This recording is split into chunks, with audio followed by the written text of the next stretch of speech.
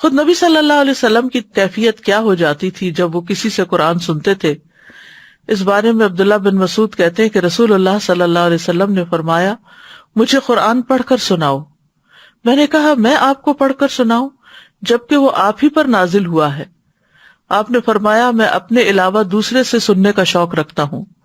وہ کہتے ہیں چنانچہ میں نے سورۃ النساء پڑھنی شروع کر دی. جب میں اس آیت پہ پہنچا فَكَيْفَ إِذَا جِئْنَا مِن كُلِّ أُمَّةٍ بِشَهِيدٍ وَجِئْنَا بِكَ عَلَىٰ هَؤُلَاءِ شَهِيدًا، تو میں نے دیکھا کہ آپ کی آنکھوں سے آنسو بہ رہے تھے. ہم تلاوت سنتے ہوئے کتنے آنسو بہاتے ہیں اور کتنی بار ہمارے اوپر ایسی کیفیات طاری ہوتی ہیں.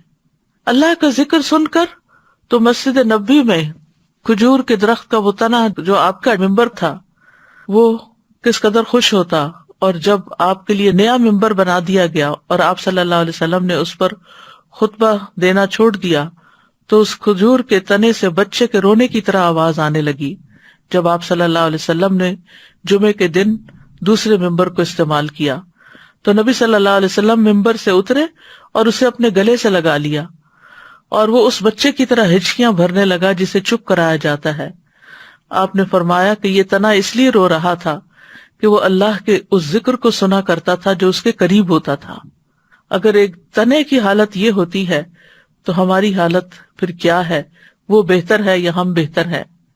لیکن جن کے دل سخت ہو جائیں ان کے دلوں پر قرآن اثر نہیں کرتا، اور ایسے لوگوں کی قرآن مجید میں مذمت کی گئی ہے. فَوَيْلٌ لِّلْقَاسِيَةِ قُلُوبُهُم مِّن ذِكْرِ اللَّهِ أُولَٰئِكَ فِي ضَلَالٍ مُّبِينٍ، پس ان کے لیے ہلاکت ہے جن کے دل اللہ کی یاد کی طرف سے سخت ہیں، یہ لوگ صریح گمراہی میں ہیں.